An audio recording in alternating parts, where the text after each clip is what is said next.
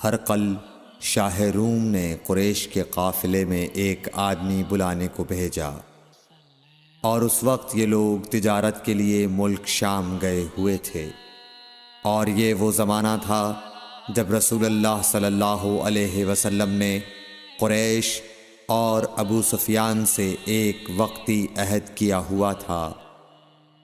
جب ابو سفیان اور دوسرے لوگ ہرقل کے پاس ایلیا پہنچے جہاں ہرقل نے دربار طلب کیا تھا، اس کے گرد روم کے بڑے بڑے لوگ، علماء، وزراء و امراء بیٹھے ہوئے تھے۔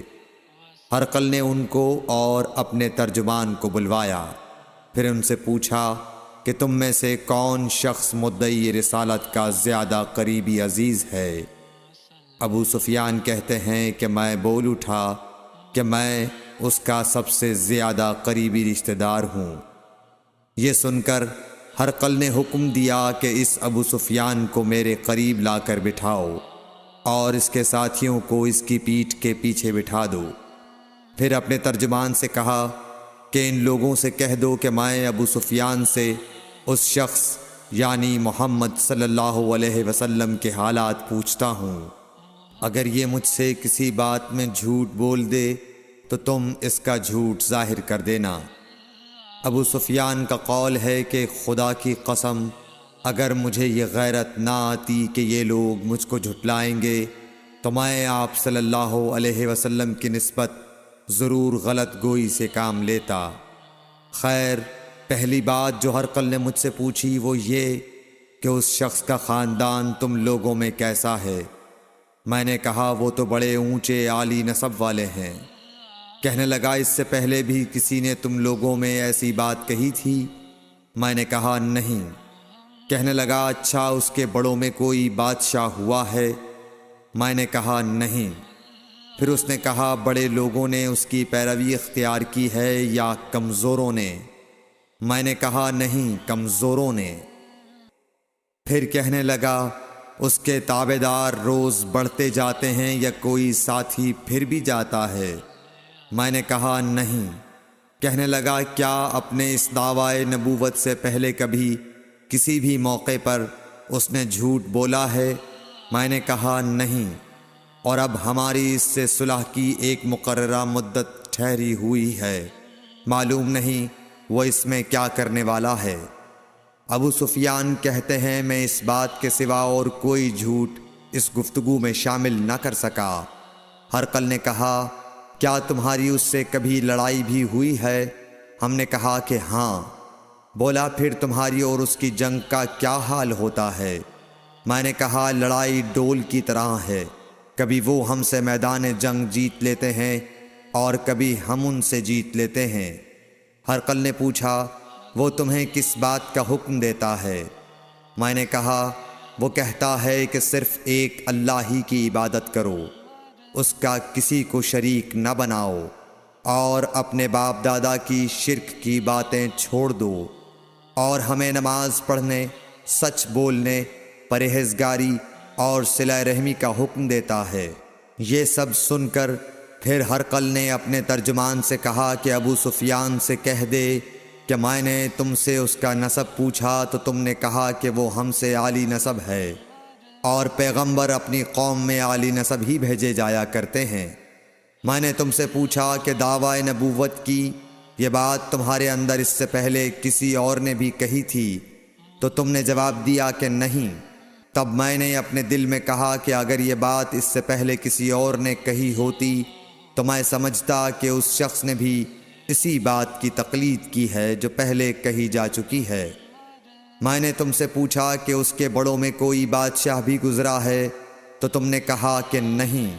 تو میں نے دل میں کہا کہ ان کے بزرگوں میں سے کوئی بادشاہ ہوا ہوگا تو کہہ دوں گا کہ وہ شخص اس بہانے اپنے آباء و اجداد کی بادشاہت اور ان کا ملک دوبارہ حاصل کرنا چاہتا ہے۔ اور میں نے تم سے پوچھا کہ اس بات کے کہنے یعنی پیغمبری کا دعویٰ کرنے سے پہلے تم نے کبھی اس کو دروغ گوئی کا الزام لگایا ہے؟ تم نے کہا کہ نہیں۔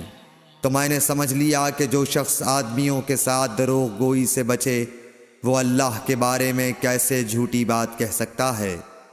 اور میں نے تم سے پوچھا کہ بڑے لوگ اس کے پیرو ہوتے ہیں یا کمزور آدمی؟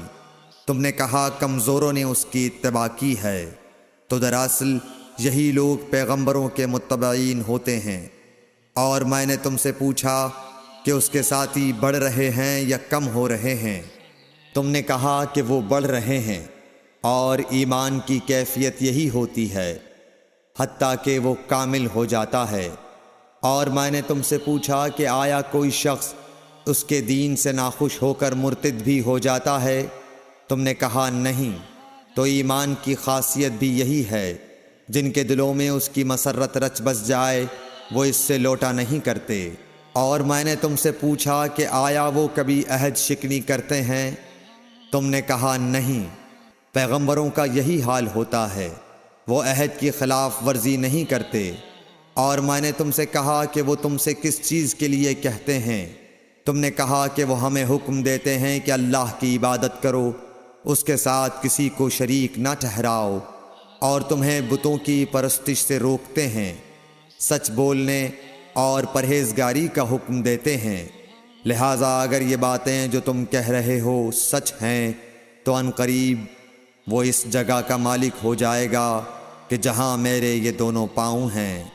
مجھے معلوم تھا کہ وہ پیغمبر آنے والا ہے، مگر مجھے یہ معلوم نہیں تھا کہ وہ تمہارے اندر ہوگا۔ اگر میں جانتا کہ اس تک پہنچ سکوں گا تو اس سے ملنے کے لیے ہر تکلیف گوارا کرتا۔ اگر میں اس کے پاس ہوتا تو اس کے پاؤں دھوتا۔ ہرقل نے رسول اللہ صلی اللہ علیہ وسلم کا وہ خط منگایا جو آپ نے وحیہ کلبی رضی اللہ تعالیٰ عنہ کے ذریعے حاکم بصرہ کے پاس بھیجا تھا، اور اس نے وہ ہرقل کے پاس بھیج دیا تھا۔ پھر اس کو پڑھا تو اس میں لکھا تھا، اللہ کے نام کے ساتھ جو نہایت مہربان اور رحم والا ہے۔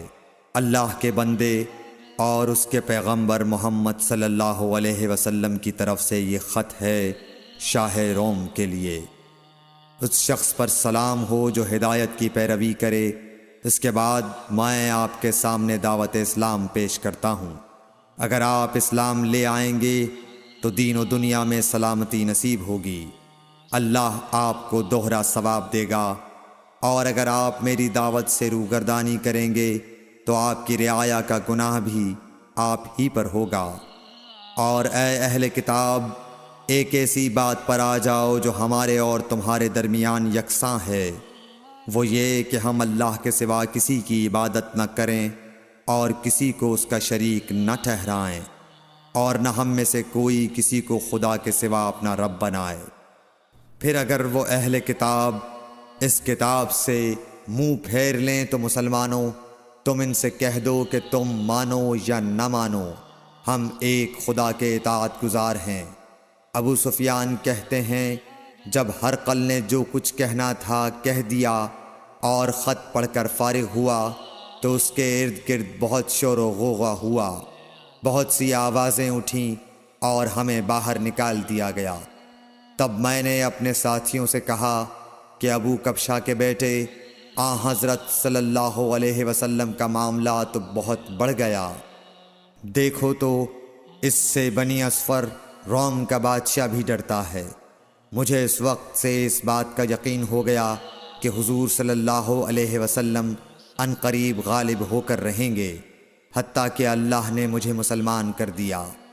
راوی کا بیان ہے کہ ابن ناطور ایلیا کا حاکم ہرقل کا مصاحب اور شام کے نصارہ کا لاٹ پادری بیان کرتا تھا کہ ہرقل جب ایلیا آیا ایک دن صبح کو پریشان اٹھا تو اس کے درباریوں نے دریافت کیا کہ آج ہم آپ کی حالت بدلی ہوئی پاتے ہیں، کیا وجہ ہے؟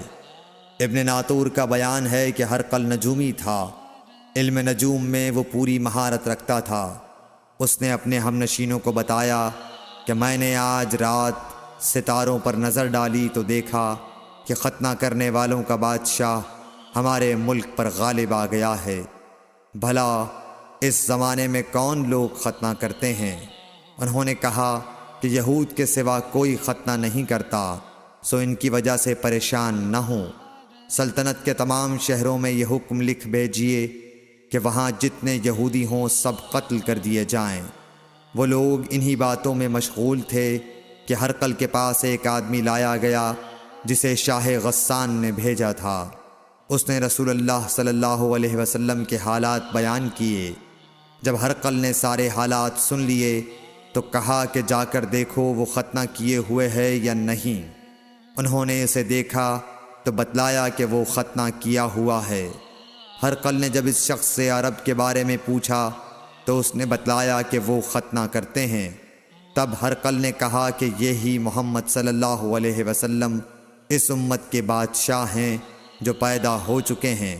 پھر اس نے اپنے ایک دوست کو رومیہ خط لکھا اور وہ بھی علم نجوم میں ہرقل کی طرح ماہر تھا۔ پھر وہاں سے ہرقل حمص چلا گیا۔ ابھی حمص سے نکلا نہیں تھا کہ اس کے دوست کا خط اس کے جواب میں آ گیا۔ اس کی رائے بھی حضور صلی اللہ علیہ وسلم کے ظہور کے بارے میں ہرقل کے موافق تھی کہ محمد صلی اللہ علیہ وسلم واقعی پیغمبر ہیں۔ اس کے بعد ہرقل نے روم کے بڑے آدمیوں کو اپنے حمص کے محل میں طلب کیا اور اس کے حکم سے محل کے دروازے بند کر لیے گئے۔